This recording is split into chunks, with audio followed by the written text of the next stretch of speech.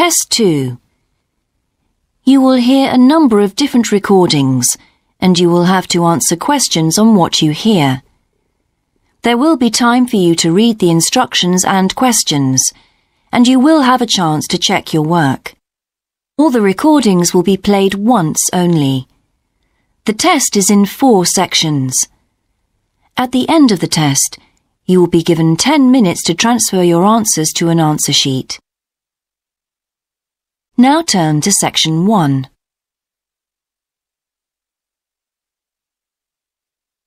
Section 1. You will hear a conversation between a representative of an insurance company and a customer. First, you have some time to look at questions 1 to 3.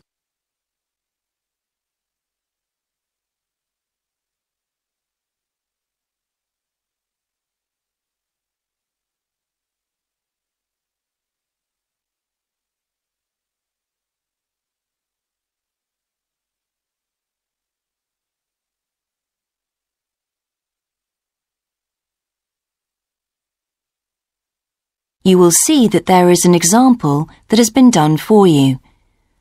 On this occasion only, the conversation relating to this will be played first. Good morning, Total Insurance. Judy speaking. How may I help you? I recently shipped my belongings from overseas back here to Australia, and I took out insurance with your company. Some items were damaged during the move, so I need to make a claim. What do I have to do? Okay, well, first I need to get a few details about this. Can you give me your name, please? Yes, it's Michael Alexander. The man's name is Michael Alexander, so Michael Alexander has been written in the space. Now we shall begin. You should answer the questions as you listen, because you will not hear the recording a second time. Listen carefully and answer questions 1 to 3. Good morning, Total Insurance. Judy speaking. How may I help you? I recently shipped my belongings from overseas back here to Australia, and I took out insurance with your company. Some items were damaged during the move, so I need to make a claim. What do I have to do? Okay, well, first I need to get a few details about this. Can you give me your name, please? Yes, it's Michael Alexander. Okay, and your address, please? My old address or my current one? Your current one. It's 24 Manly Street, Milperra, near Sydney. What was the suburb, sorry? Milperra, M-I-L-P-E-R-R-A. Right.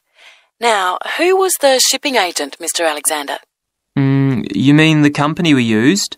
Yes, the company who packed everything up at the point of origin. Oh, it was, First Class Movers. Okay. Where were the goods shipped from? China, but the ship came via Singapore and was there for about a week. Don't worry, all of that information will be in the documentation. Now, the dates. Do you know when the ship arrived? It left on the 11th of October and got to Sydney on the 28th of November. Okay. I need one more thing. There's a reference number. It should be in the top right-hand corner of the pink form they gave you. Let me have a look. I have so many papers. Yes, here it is. It's 601 ACK. Thanks. Before you hear the rest of the conversation, you have some time to look at questions 4 to 10.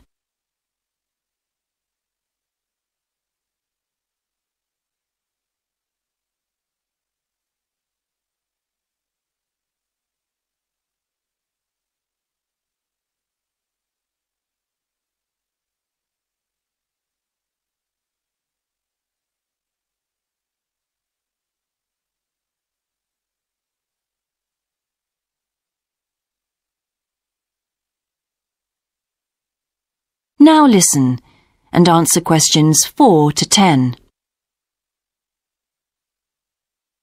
I need to take down a few details of the actual damage over the phone before you put in a full report. Can you tell me how many items were damaged and what the damage was? Yes, well, 4 things actually. I'll start with the big things. My TV, first of all. It's a large one, very expensive. Insurance doesn't cover electrical problems. It isn't an electrical problem. The screen has a huge crack in it, so it's unusable. I see. Any idea of the price to repair it? No. Well, I don't think it can be repaired. It will need a new one. OK, I'll make a note of that and we'll see what we can do. Now, what was the second item? The cabinet from the bathroom was damaged as well. It's a lovely cabinet. We use it to keep our towels in. And what is the extent of the damage? Well, the back and the sides seem okay, but the door has a huge hole in it. It can't be repaired. I'm really not very happy about it. And how much do you think it will cost to replace it?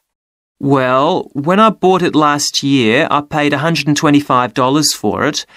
But the one I've seen here in Sydney is a bit more expensive. It's $140. Right. And what was the third item? My dining room table. It's a lovely table from Indonesia. It must have been very hot inside the container because one leg has completely split down the middle. The top and the other 3 look okay, thank goodness. Any idea of the price to repair it? Well, I had an estimate done on this actually because it is a very special table to us. They quoted us $200, which is really pricey, so I hope the insurance will cover the total cost. I'm sure that will be fine. What was the last item, Mr. Alexander? Well, we have a lovely set of china plates and dishes, you know, with matching cups, saucers, the lot. They were all in the one box, which must have got dropped because some plates were broken. 6, actually. And can you tell me the replacement value of these? Well, it's hard to say because they were part of a set, but they can be up to $10 each, as it's such a good set. OK, so that would be around $60 altogether. Yes, that's right. And is that all of the items? Yes. So, what do I have to do now?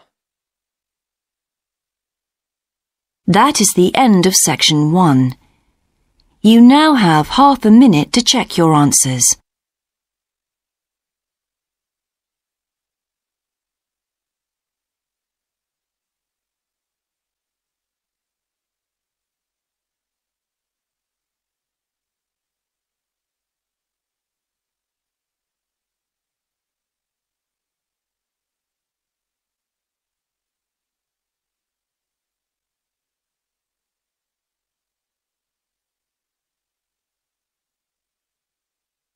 Now turn to section 2.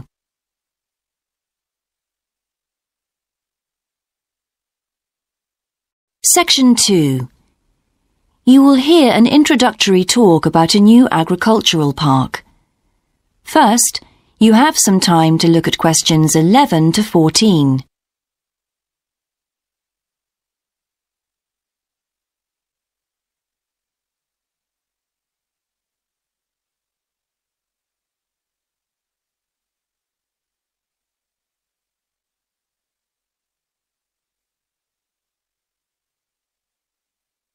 Now listen carefully and answer questions 11 to 14.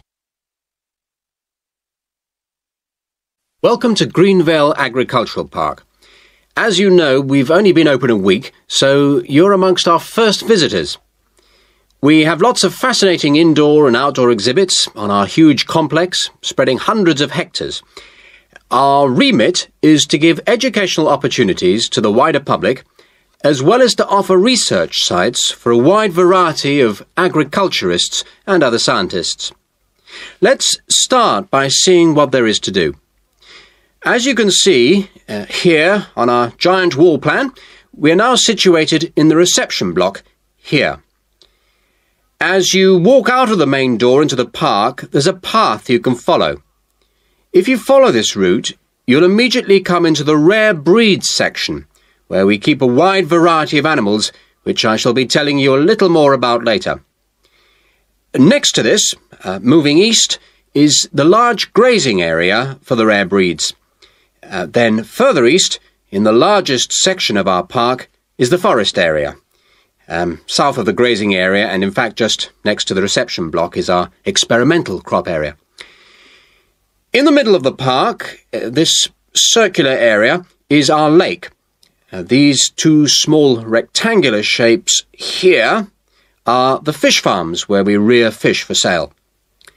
To the east of those is the marsh area, which attracts a great many migrant birds. In the southeastern corner, beyond the marsh, is our market garden area, growing vegetables and flowers. Before you hear the rest of the talk, you have some time to look at questions 15 to 20.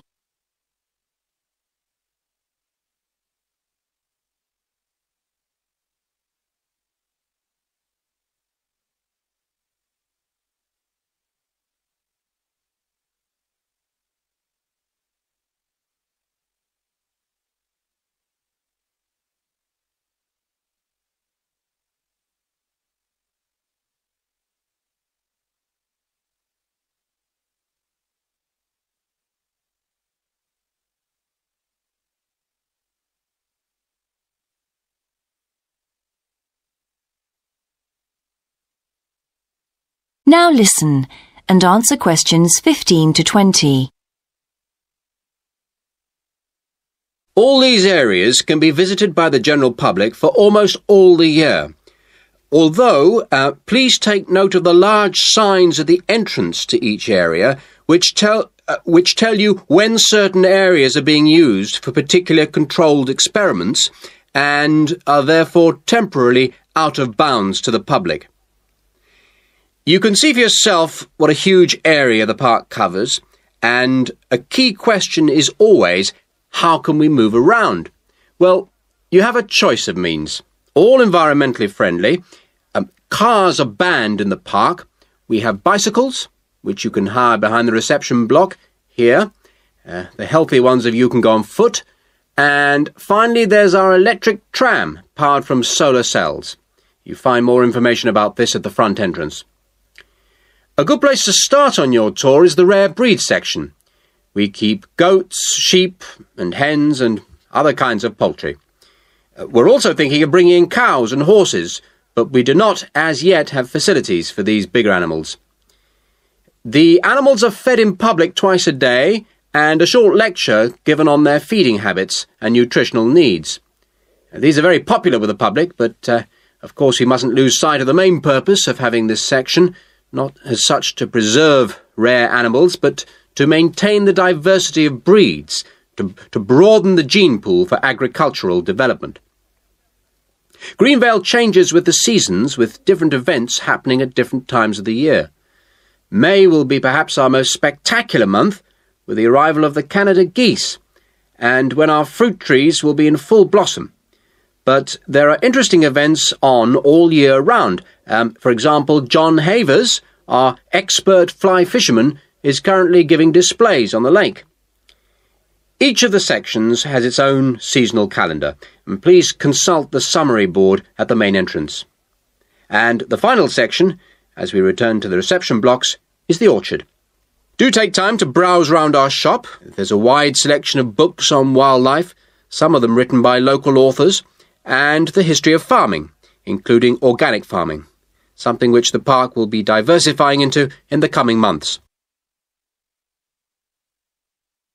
That is the end of section 2. You now have half a minute to check your answers.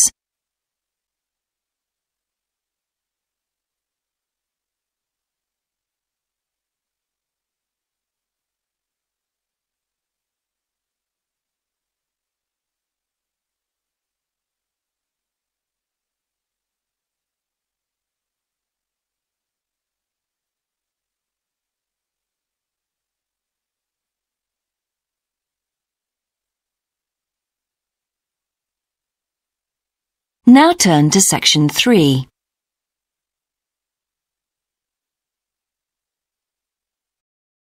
Section 3. You will hear part of a seminar in which a researcher called Grant Freeman discusses his work on Australian honeybees with a group of students. First, you have some time to look at questions 21 to 24.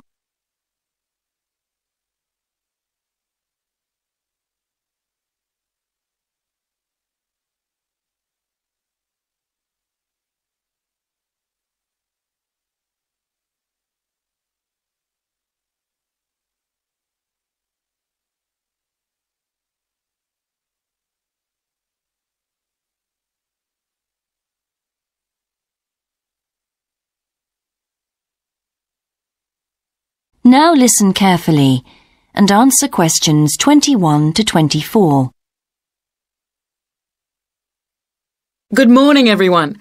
In today's seminar, Grant Freeman, a biologist who specialises in identifying insects and who works for the Australian Quarantine Service, has come to talk to us about his current research work. Right. Well, over to you, Grant. Good morning, everyone. I'm sure that you know that the Quarantine Service regulates all food brought into Australia.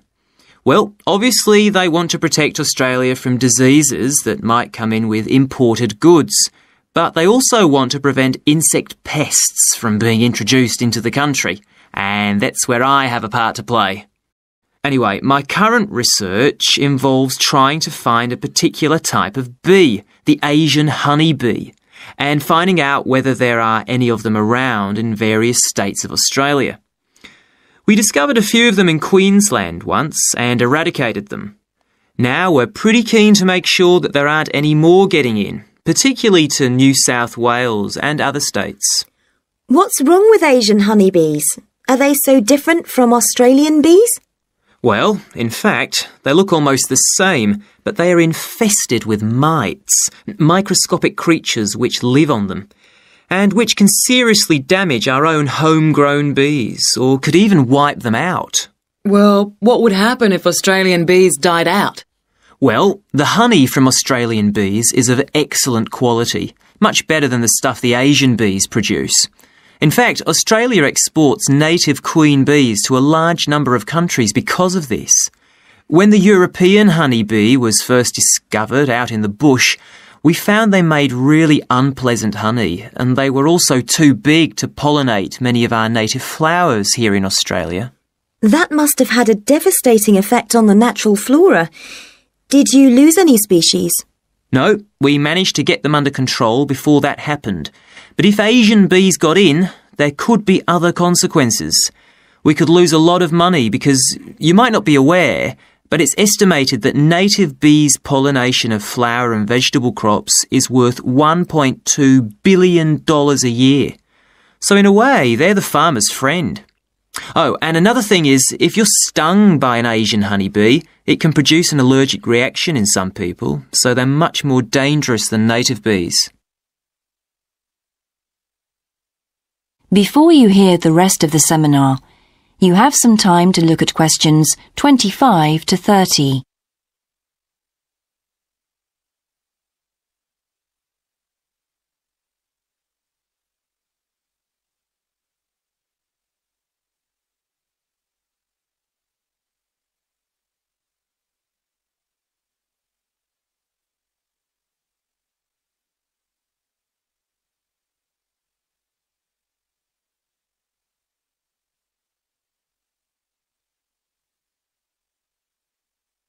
Now listen and answer questions 25 to 30. How will you know if Asian bees have entered Australia? We're looking at the diet of the bird called the rainbow bee-eater. The bee-eater doesn't care what it eats as long as they're insects. But the interesting thing about this bird is that we are able to analyse exactly what it eats, and that's really helpful if we're looking for introduced insects. How come? Because insects have their skeletons outside their bodies, so the bee-eaters digest the meat from the inside. Then they bring up all the indigestible bits of skeleton, and of course the wings, in a pellet, a small ball of waste material which they cough up. That sounds a bit unpleasant. So how do you go about it?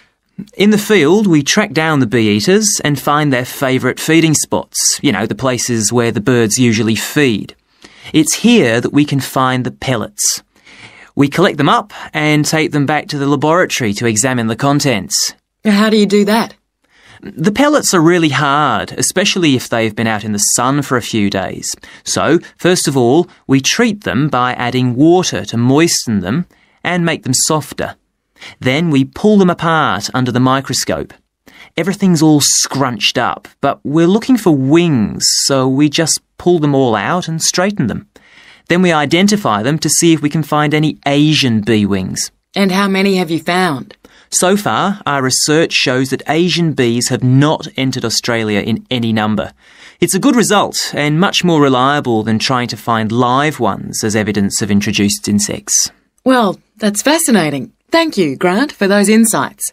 I hope that you might inspire some of our students here to conduct some similar experiments. That is the end of section 3. You now have half a minute to check your answers.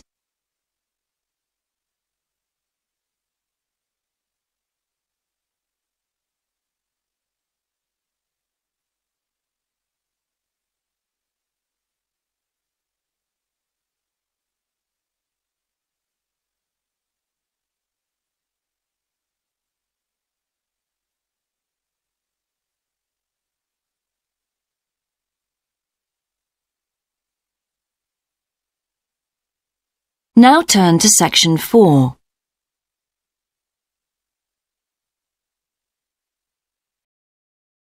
Section 4. You will hear a student called Shona giving a presentation on her research report. First, you have some time to look at questions 31 to 40.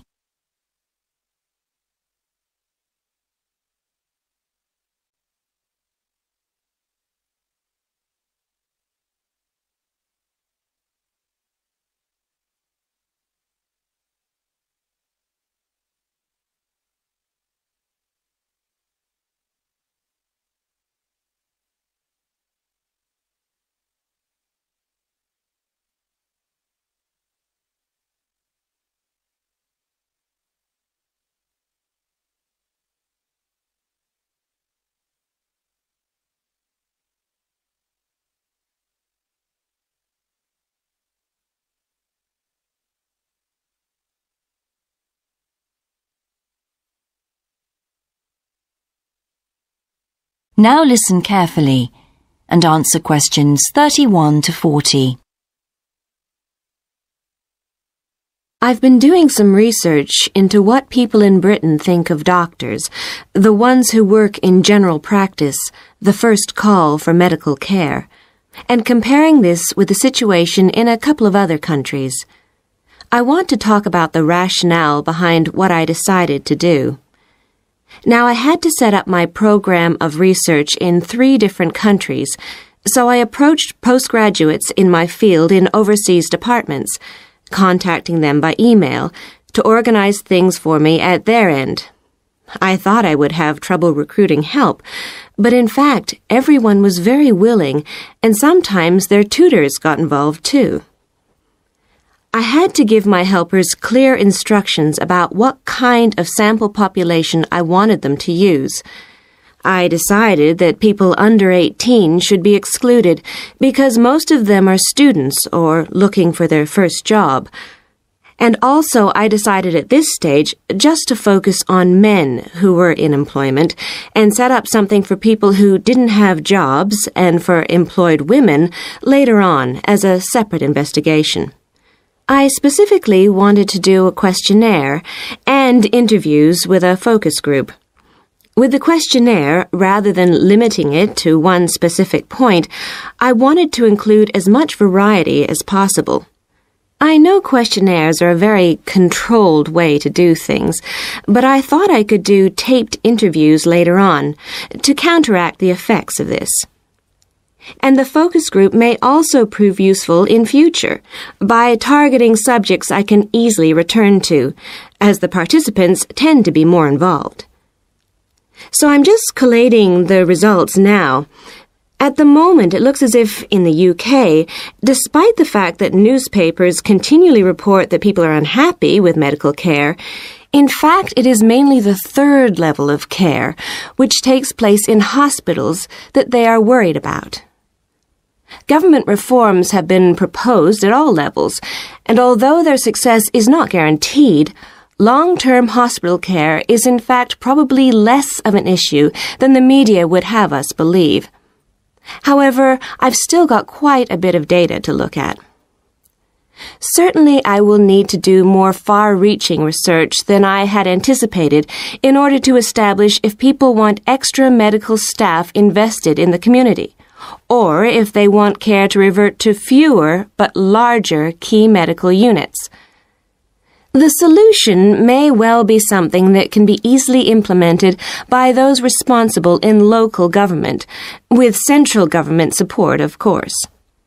This first stage has proved very valuable, though. I was surprised by how willing most of the subjects were to get involved in the project. I had expected some unwillingness to answer questions honestly, but I was taken aback and rather concerned that something I thought I'd set up very well didn't necessarily seem that way to everyone in my own department.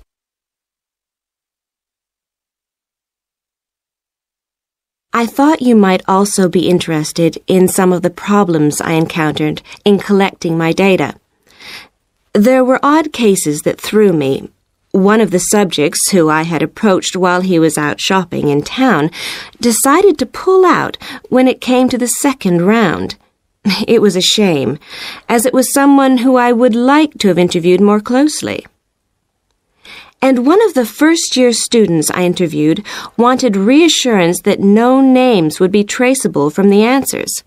I was so surprised, because they think nothing of telling you about themselves and their opinions in seminar groups. Then one of the people that I worked with got a bit funny. The questions were quite personal, and one minute he said he'd do it, then the next day he wouldn't. And in the end, he did do it. It's hard not to get angry in that situation, but I tried to keep focused on the overall picture in order to stay calm. The most bizarre case was a telephone interview I did with a teacher at a university in France. He answered all my questions in great detail, but then when I asked how much access he had to dangerous substances, he wouldn't tell me exactly what his work involved. It was a real eye-opener. That is the end of section 4. You now have half a minute to check your answers.